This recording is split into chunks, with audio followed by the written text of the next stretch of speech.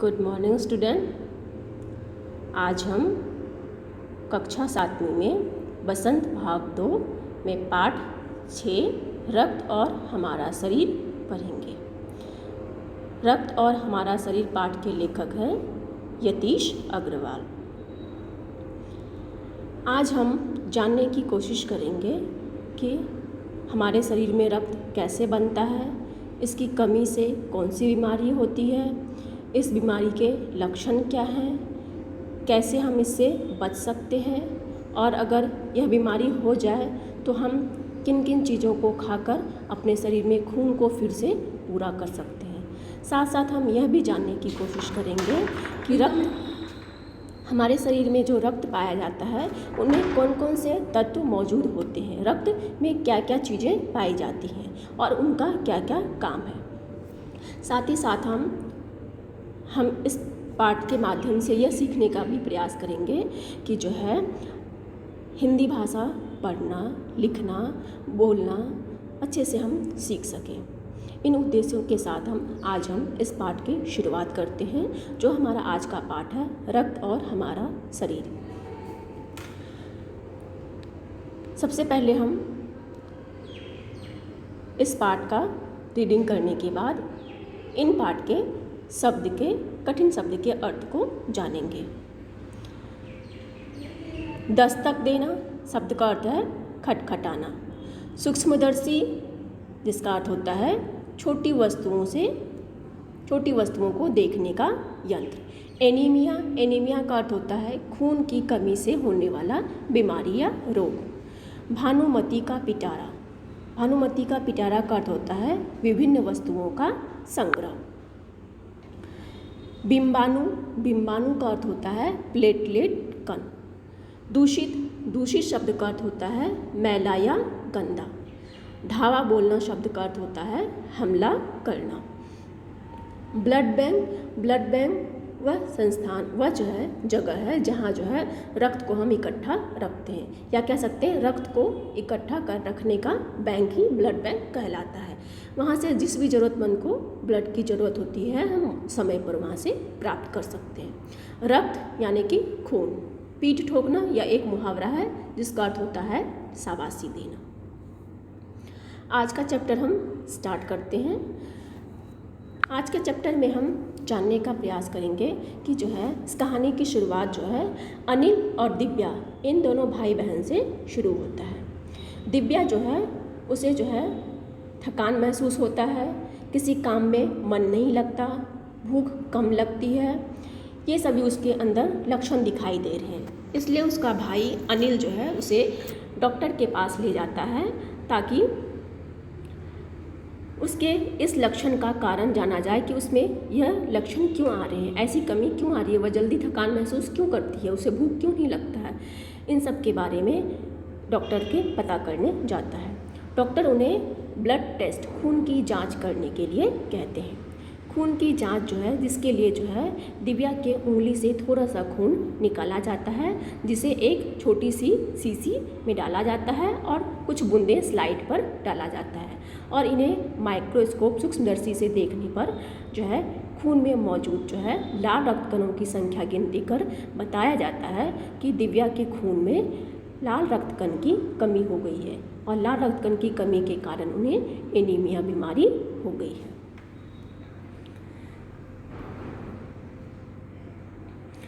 तो इस तरह से सबसे पहले हम ये जाने हैं कि जो है अगर किसी को भूख ना लगे या कम लगे, उसे जल्दी थकान महसूस हो, किसी काम में उसे मन ना लगे, तो यह एनीमिया बीमारी के लक्षण हो सकते हैं। यह एनीमिया बीमारी का लक्षण है, जो लक्षण दिव्या के शरीर में पाए जा रहे हैं और यह लक्षण किसी भी व्यक्ति के शरीर में खून की कमी से होता है। नेक्स्ट आगे हम जानने की कोशिश करते हैं कि किस तरह से डॉक्टर जो है किसी व्यक्ति के उंगली से खून ले रहे हैं। हम देख रहे हैं वीडियो में कि डॉक्टर ने जो है खून लिया है और एक उसे छोटी सी शीशी में भर लिया है और फिर से स्लाइड पर डालकर डॉक्टर जो है सूक्ष्मदर्शी से इनकी जांच करते हैं और पता लगाते हैं कि हमारे खून में लाल रक्त कण की मात्रा कितनी है या उनकी संख्या कितनी है। और इस तरह से पता लगाकर यह जो है जांच किया जाता है कि हमारे शरीर में लाल रक्त कण की कमी तो नहीं हुई है।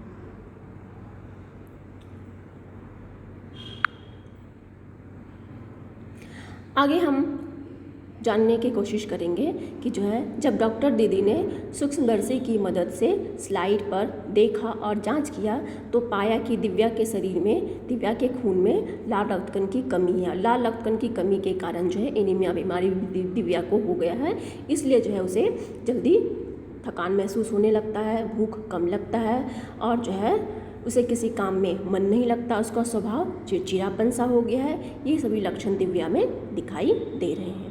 यहाँ हम देख रहे हैं कि जो है स्लाइड में कि ये सूक्ष्मदर्शी है, इसी के द्वारा जो है किसी व्यक्ति के खून में मौजूद जो है लाल रक्त कणों को, सफ़ेद रक्त कणों को, इन सभी को देखा जाता है, जांचा जाता है, परखा जाता है। ये सूक्ष्मदर्शी है और इसकी मदद जो है हम किसी भी छोटे से छोटे चीज़ को जो है बड़ा करके देख सकते हैं। अब जो है अनिल के मन में बहुत सारे सवाल आने शुरू हो गए हैं। वह जानना चाहता है कि जैसे हमारे शरीर में खून की कमी कैसे हो जाती है, अगर खून की कमी हो जाए तो उसे हम कैसे पूरा कर सकते हैं और हमारे शरीर में खून को कैसे हम पूरा वापस बना सकते हैं।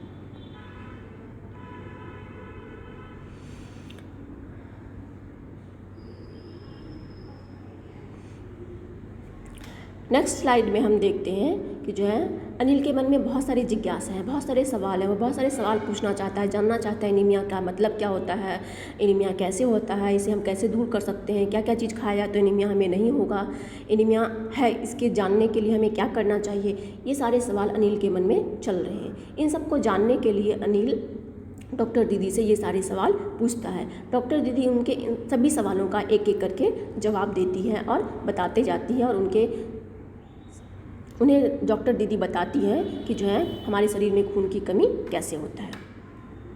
ये देखो सूक्ष्मदर्शी के माध्यम से दिखाया गया है कि जो हमारे शरीर में जो लाल रक्त कण है वो देखने में कैसा होता है। यह देखने में जो है एक बालूशाही के आकार जैसा होता है। यह गोल होता है और बीच से दबा होता है जो ऐसा लगता है जैसे अवतल जैसा हो, और उनका रंग जो है लाल लाल होता है जो बिल्कुल बालूशाही जैसा देखने में लगता है। डॉक्टर दीदी अनिल को कहता है कि जो है तुम्हें यह जानने के लिए कि एनीमिया कैसे होता है, यह जानने के लिए यह जानना होगा कि हमारे शरीर में जो खून है वह जो है कैसे बनता है, खून में क्या क्या पाया जाता है। ये सब जब तुम जान पाओगे तभी तुम जान पाओगे कि इसकी कमी कैसे होती है, इसका काम क्या है और कैसे जो है एनीमिया हो जाता है। इसके लिए डॉक्टर दीदी उन्हें एक स्लाइड जो है सूक्ष्मदर्शी पर रखकर दिखाती हैं और बताती हैं कि इस खून में जो चीज़ें दिख रहा है उन्हें दिखाते हुए, बताते हुए, सब कुछ उन्हें विस्तार से बताते हुए कहती हैं कि हमारे खून जो है वह खून जो है दो चीज़ों से मिलकर बना है।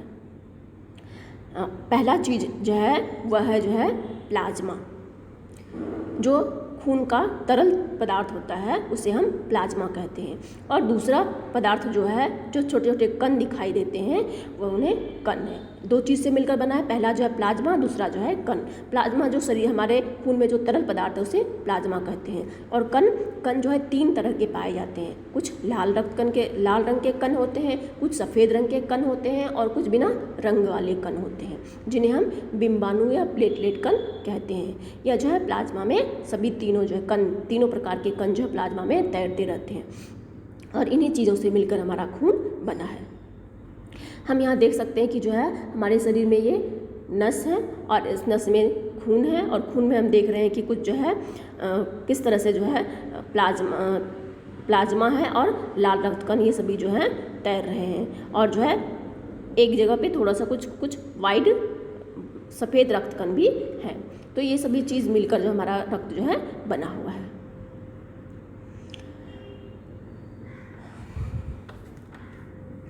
अनिल जब यह जानता है कि हमारे खून में इतनी सारी चीज़ें होता है, प्लाज्मा, 3 तरह के कण होते हैं, ये सब जानकर अनिल को बहुत ही आश्चर्य होता है। अनिल इस आश्चर्य में पड़ जाता है और जो है डॉक्टर दीदी से बहुत सारे सवाल पूछता है कि जो है लाल रक्त कण का क्या काम होता है, या कैसे बनता है, कैसे समाप्त हो जाता है, सफ़ेद रक्त कण का क्या काम होता है। वह हर चीज़ के बारे में डॉक्टर दीदी से सवाल पूछती हैं। डॉक्टर दीदी उनके हर एक सवाल का जवाब देते हुए उन्हें समझाती हैं और बताती हैं किस तरह से शरीर में ये कण बनते हैं, इनका क्या काम है। डॉक्टर दीदी बताती हैं कि जो है हमारे शरीर में लाल रक्त कण कैसे बनता है, उसका क्या काम है, इसके बारे में बताते हुए कहती हैं कि जो है जो बालूशाही की तरह जो छोटे छोटे कण दिख रहे हैं जो लाल रंग के हैं उसे हम लाल रक्त कण कहते हैं। और यह जो है हमारे शरीर में अगर एक बूंद रक्त हम जब देखते हैं तो उसमें लाखों की संख्या में हमें यह लाल रक्त कण दिखाई देता है।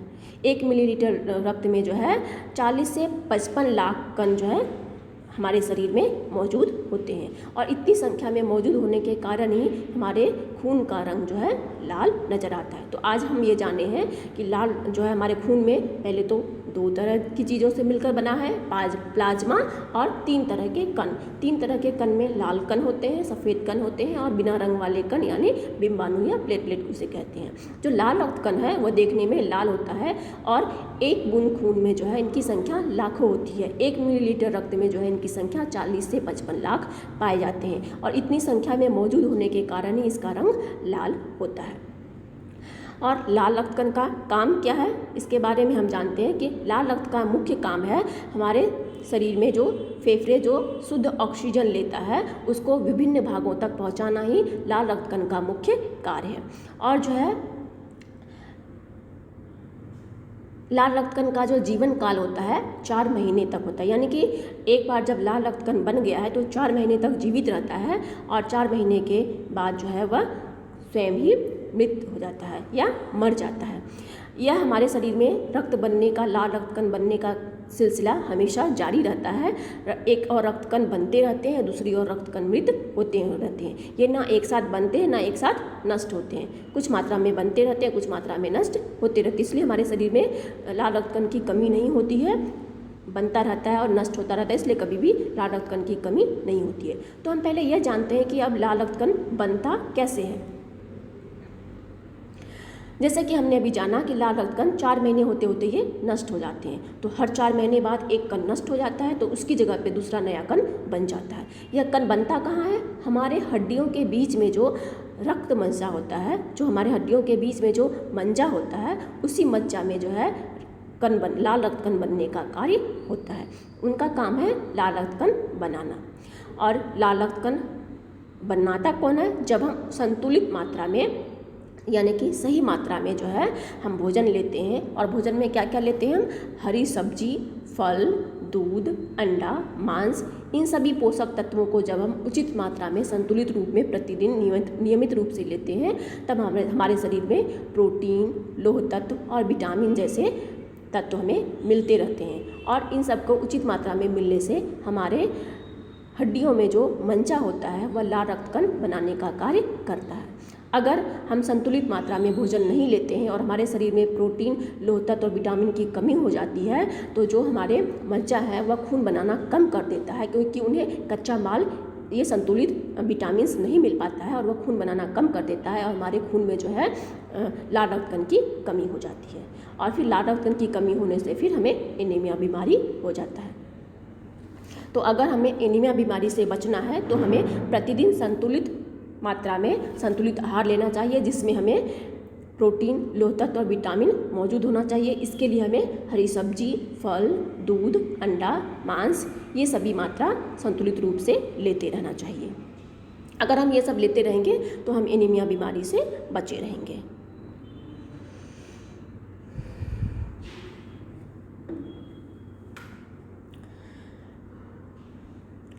डॉक्टर दीदी फिर उन्हें अनिल को समझाते हुए कहती है कि हमारे देश में एनीमिया होने का एक और दूसरा एक तो बड़ा कारण है कि पौष्टिक आहार सही मात्रा में ना लेना, और दूसरा सबसे बड़ा और कारण है कि जो है साफ़ सफाई का ध्यान ना रखना। जब कोई व्यक्ति साफ़ सफाई का ध्यान नहीं रखता है, वह जो है दूषित भोजन लेता है, दूषित जल पीता है, तो जो है दूषित जल और भोजन के माध्यम से हमारे शरीर में कीड़े प्रवेश कर जाते हैं, हमारे पेट में कीड़े प्रवेश कर जाते हैं। और कभी कभी ऐसा होता है कि जब हम जो है खाने से पहले हाथ नहीं धोते हैं, खुले में शौच के लिए जाते हैं, शौच से आने के बाद अपने हाथ को साबुन से नहीं धोते हैं, नंगे पैर यहाँ वहाँ टहलते हैं, तब जो है कुछ ज़मीन पर पाए जाने वाले कीड़े जिनके अंडे और लार्वे हमारे त्वचा के माध्यम से शरीर में प्रवेश कर जाते हैं और जो है फिर हमारे आंतों में अपना घर बना लेते हैं और फिर हमें ये जो है बीमार कर देते हैं और हमारे शरीर में खून की कमी, एनीमिया हो जाता है, लाल रक्तकण की कमी हो जाता है और एनीमिया हो जाता है। अगर हमें इनसे बचना है, इन बीमारियों से बचना है, तो हमें हमेशा साफ़ खाना और पानी पीना चाहिए, हमेशा शौचालय में ही जाना चाहिए, शौचालय के बाद हाथ अच्छे से धोना चाहिए, खुले में नंगे पाँव नहीं घूमना चाहिए। अगर इन सब का ध्यान रखेंगे तो हमारे शरीर में ये कीड़े और इनके लार्वे प्रवेश नहीं करेंगे और हम कभी बीमार नहीं पड़ेंगे, हम एनीमिया बीमारी से बच सकते हैं। आगे अनिल जो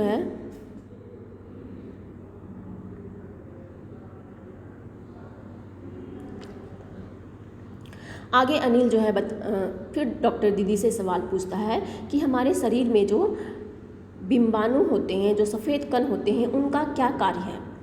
तब डॉक्टर दीदी उन्हें बताती हैं कि हमारे शरीर में जो सफ़ेद कण पाए जाते हैं उनका कार्य है हमारे शरीर को रोगों से रक्षा करना। जब हमारे शरीर पर कोई रोगाणु के कीड़े जो है हमला करते हैं तो सफ़ेद कण का काम है उनसे लड़ना और जो है हमारे शरीर को रोगों से बचाना। इसलिए इसे साधारण भाषा में समझें तो जो है सफ़ेद कण हमारे शरीर के वीर सिपाही हैं। जैसे सिपाही का काम होता है दुश्मनों से लड़ाई करना और हमारी रक्षा करना, वैसे ही इन सफ़ेद कण का काम है जो है रोगाणुओं से लड़ाई करना और रोगाणुओं को हराकर हमारे शरीर को रक्षा करना। एक शब्द हमने अभी बहुत ज़्यादा बार सुना होगा कोरोना काल में, जो है इम्यून सिस्टम या इम्यूनिटी, जो है इसका मतलब यही है कि उस व्यक्ति के शरीर में सफ़ेद कण जो है वह कितना ज़्यादा सक्रिय है, कितना ज़्यादा वो रोगाणुओं से लड़ सकता है। जिस व्यक्ति के शरीर में सफ़ेद कण जितना ज़्यादा रोगाणुओं से लड़ सकेगा उसके इम्यून सिस्टम उतना ज़्यादा होगा और वह किसी भी बीमारी से जल्दी ग्रसित नहीं होगा। नेक्स्ट सवाल फिर से जो है अनिल डॉक्टर दीदी से पूछता है कि जो है हमारे शरीर में जो बिंबाणु है, जो प्लेटलेट कण है, उनका क्या कार्य है।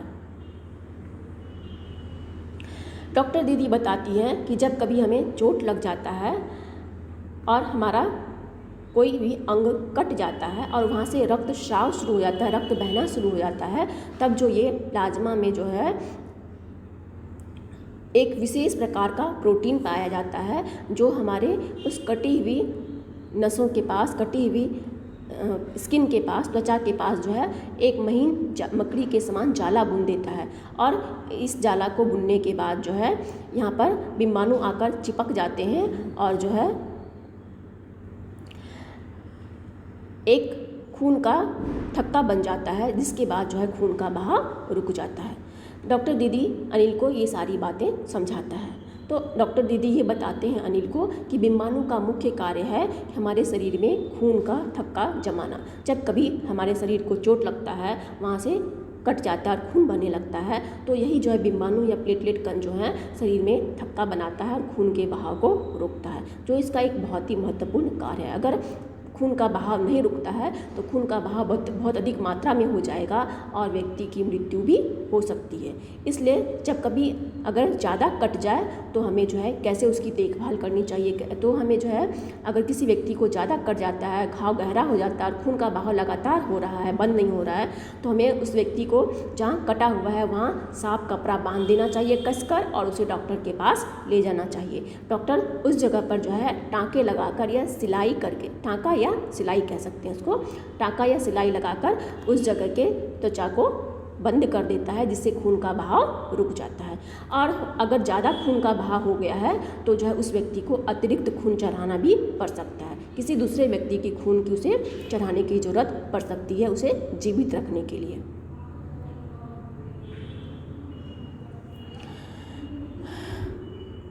देखो यहाँ पर इस चित्र में दिखाया गया किसी व्यक्ति के शरीर से कैसे खून लिया जा रहा है। डॉक्टर दीदी जो है अनिल को यह भी बताता है कि जो है अनिल डॉक्टर दीदी से यह पूछती हैं, जब किसी को हम खून चढ़ाते हैं तो खून हम कैसे चढ़ाते हैं? किसी भी स्त्री का खून स्त्री को चढ़ाते हैं, पुरुष का खून पुरुष को चढ़ाते हैं, किसी का खून किसी को भी चढ़ाते हैं? यह सवाल जो है अनिल जो है डॉक्टर दीदी से पूछता है। डॉक्टर दीदी उन्हें बताती हैं कि जो है खून हमारे शरीर में 4 वर्ग के पाए जाते हैं। सभी व्यक्तियों के जो खून पाए जाते हैं वह जो है खून जो है 4 वर्ग के होते हैं या 4 प्रकार के होते हैं। पहला वर्ग होता है वर्ग ए, दूसरा होता है वर्ग बी, तीसरा होता है वर्ग ए बी और चौथा होता है वर्ग ओ। इन्हीं वर्गों के आधार पर हर व्यक्ति के खून की जांच करके जिस व्यक्ति का वर्ग जो होता है उसे उसी समूह का उसी वर्ग का खून चढ़ाया जाता है, चाहे वह स्त्री का खून हो या पुरुष का खून हो। इसके लिए एक विशेष प्रकार की खून की जांच करने के बाद पता लगाया जाता है कि उस व्यक्ति का रक्त समूह क्या है। रक्त समूह पता लगाने के बाद ही उस व्यक्ति को खून चढ़ाया जाता है। और इस चित्र में हम देख सकते हैं कि किसी व्यक्ति को किस तरह से खून निकाला जा रहा है और उसे खून किस तरह से चढ़ाया जा रहा है। फिर अनिल जो है यह सवाल करता है, अगर किसी व्यक्ति को खून ज़्यादा मात्रा में बह गया और उसे तुरंत जो है उसी समूह का खून चाहिए और उस समूह का खून का कोई व्यक्ति नहीं मिल रहा है, तब हम खून कहाँ से लाएंगे? तब डॉक्टर दीदी उन्हें बताती हैं कि हमारे देश में ऐसी व्यवस्था है, अस्पतालों में ऐसी व्यवस्था की गई है जिनका नाम ब्लड बैंक है, जहाँ जो है हम काफ़ी समय तक खून सुरक्षित रखते हैं और ज़रूरतमंद व्यक्ति को वहाँ पर खून देते हैं। इसलिए हमें समय समय पर उस ब्लड बैंक में या ब्लड डोनेट करना चाहिए, ब्लड का खून का दान करना चाहिए ताकि ज़रूरतमंद को सही समय पर खून मिल सके।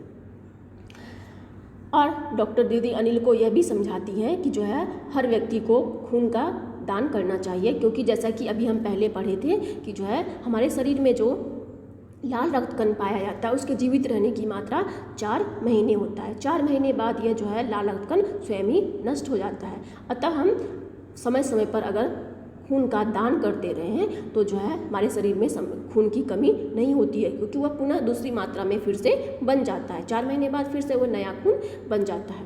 एक समय में कोई भी व्यक्ति जो है कितना खून दान कर सकता है? 300 मिलीलीटर। कोई भी एक स्वस्थ व्यक्ति जो 18 वर्ष से ज़्यादा है वह रक्तदान कर सकता है और एक बार में खून लिए जाने की मात्रा जो है 300 मिलीलीटर है।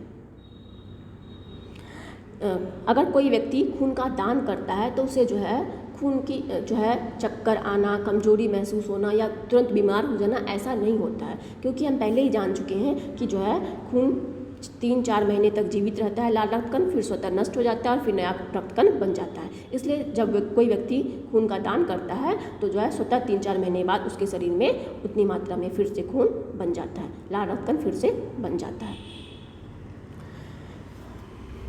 अनिल जो है यह जानना चाहता है कि जो है किसी व्यक्ति के शरीर में कितना खून होता है, कितने जो है खून पाए जाते हैं तो वह स्वस्थ होता है। तब डॉक्टर दीदी उन्हें बताती हैं किसी व्यक्ति के शरीर में 5 लीटर खून पाया जाता है और 5 लीटर में से अगर 300 मिलीलीटर वह दान कर भी देता है तो उसके शरीर में खून की कमी नहीं होती है। और इस तरह से जो है वह अनिल को यह भी समझाती हैं कि हर व्यक्ति को समय समय पर रक्त का दान करना चाहिए। रक्त का दान करने से उसके शरीर में किसी प्रकार की कोई कमजोरी महसूस नहीं होती है।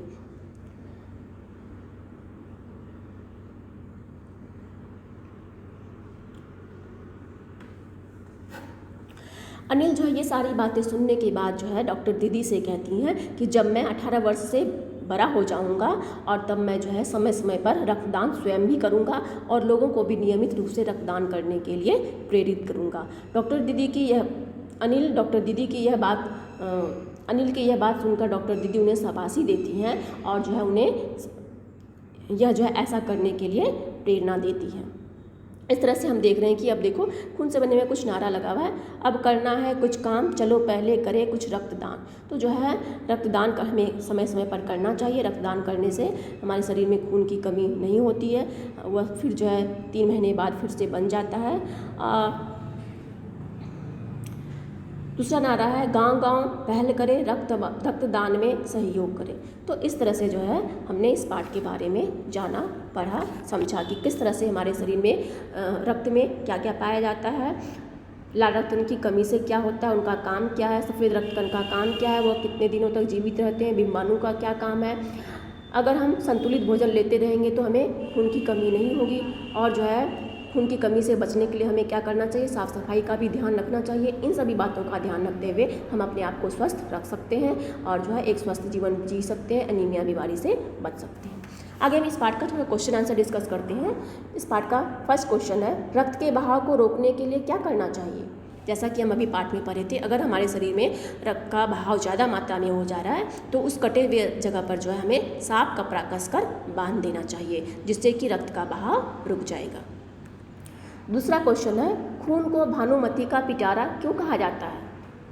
खून को भानुमति का पिटारा इसलिए कहा जाता है क्योंकि खून में बहुत सारी चीज़ें पाई जाती हैं, जैसे लाल रक्त कण, सफ़ेद रक्त कण और बिंबाणु। ये सभी चीज़ें एक साथ खून में पाई जाती हैं बहुत ज़्यादा, इसलिए इन्हें भानुमति का पिटारा कहा गया है। एनीमिया से बचने के लिए हमें क्या क्या खाना चाहिए। एनीमिया से बचने के लिए हमें संतुलित आहार उचित मात्रा में लेना चाहिए, जिसमें प्रोटीन, आयरन और विटामिन्स हो, जिसके लिए हमें हरी सब्जियां, फल, अंडा, दूध, पनीर, मांस ये सभी चीज़ें खानी चाहिए। पेट में कीड़े क्यों हो जाते हैं, इनसे कैसे बचा जा सकता है। चौथा क्वेश्चन है, पेट में कीड़े क्यों हो जाते हैं, इनसे कैसे बचा जा सकता है। इस क्वेश्चन का आंसर होगा, पेट में कीड़े दूषित भोजन और जल खाने से हो जाता है। कभी कभी जब हम जो है खुले में नंगे पांव घूमते हैं, खुले में शौचालय के लिए जाते हैं, तो भी त्वचा के रास्ते हमारे शरीर में कीड़े के लार्वे प्रवेश कर जाते हैं। इनसे कैसे बचा जा सकता है। इनसे बचने के लिए हमें हमेशा स्वच्छ जल पीना चाहिए, साफ हाथों से बना हुआ खाना खाना चाहिए, हमेशा शौच के लिए शौचालय में ही जाना चाहिए और शौचालय से आने के बाद अपने हाथ पांव को अच्छे से साबुन से धोना चाहिए। कभी भी खुले में नंगे पांव नहीं घूमना चाहिए। अगर हम इन सभी नियमों का पालन करेंगे तो पेट में कीड़े होने की बीमारी से बच सकते हैं। अगला क्वेश्चन है, पांचवा क्वेश्चन है, रक्त के सफ़ेद कणों को वीर सिपाही क्यों कहा जाता है। इसका आंसर है, रक्त के सफ़ेद कणों को वीर सिपाही इसलिए कहा जाता है क्योंकि ये रक्त के सफ़ेद कण जो हैं, ये जो है